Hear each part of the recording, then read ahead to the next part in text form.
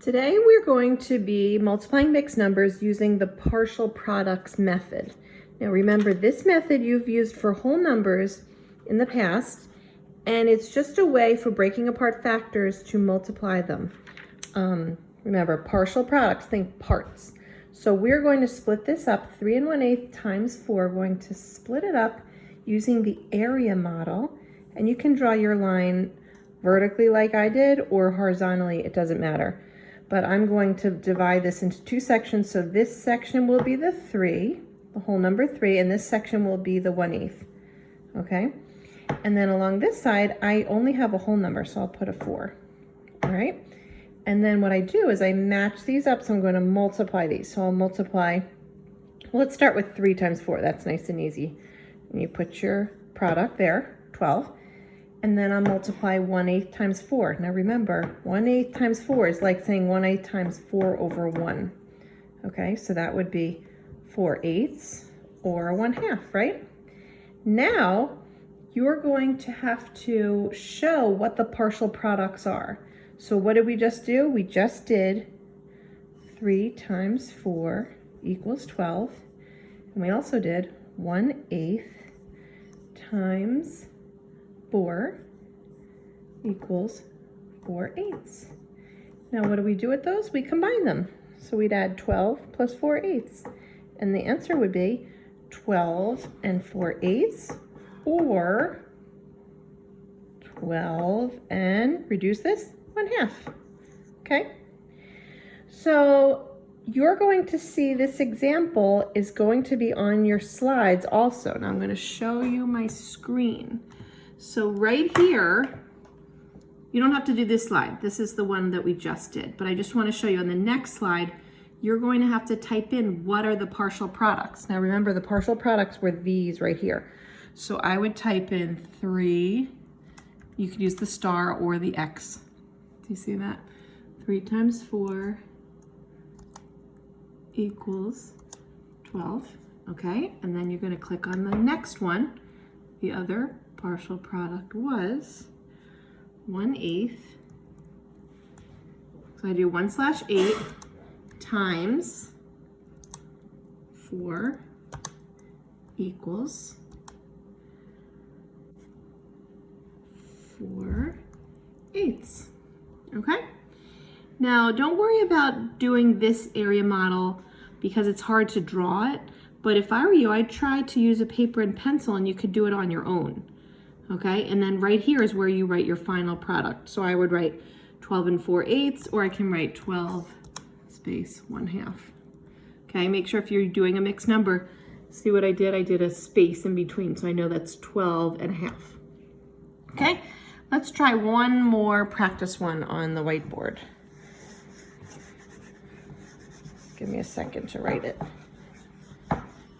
Okay, the next one is going to be a mixed number, not times a whole number. This time it's going to be a mixed number times a fraction.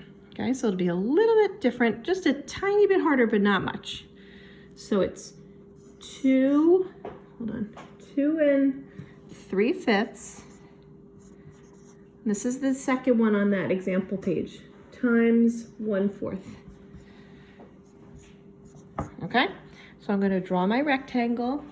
And remember, the rectangle that's on the slide, you don't have to write on. You could do this on paper in your home. Now I'm going to split it up, and I'm going to make this a 2 and this a 3/5. So I forgot to draw my line first. Okay, now over here, I kind of ran out of room, but really you should have your 3/5 like up there. Over here, I'm going to put 1/4. Okay?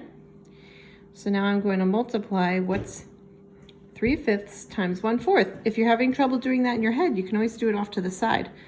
3/5 times 1/4, 3 times 1, 5 times 4. 3/20, right? And then I'm going to multiply 2 times 1/4.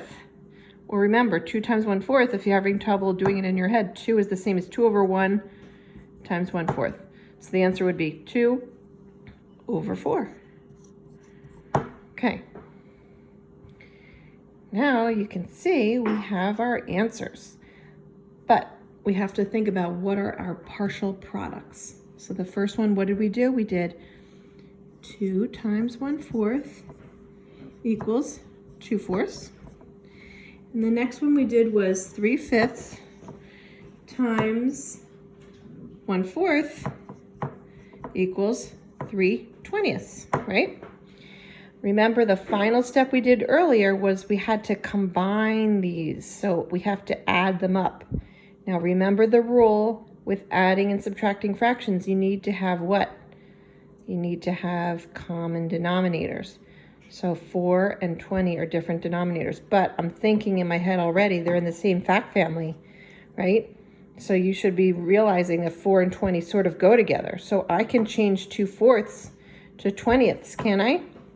4 times what gives me 20? 4 times 5. Remember, whatever you do to the denominators, you do to the numerators. 2 times 5 equals 10. So now these are the fractions that I'm adding. 10/20ths plus 3/20ths. That you can do nice and easily in your head. 10/20ths plus 3/20ths, 13/20ths. And there's your answer. Okay, so do your best. Maybe I would suggest doing it on a piece of paper, perhaps, and then you can type in your answers in the text boxes. So the next slide you see is going to be this one. And you see you have 2 problems to work on your own. All right, so you're going to fill in your partial products, and then here's where you put your final answer.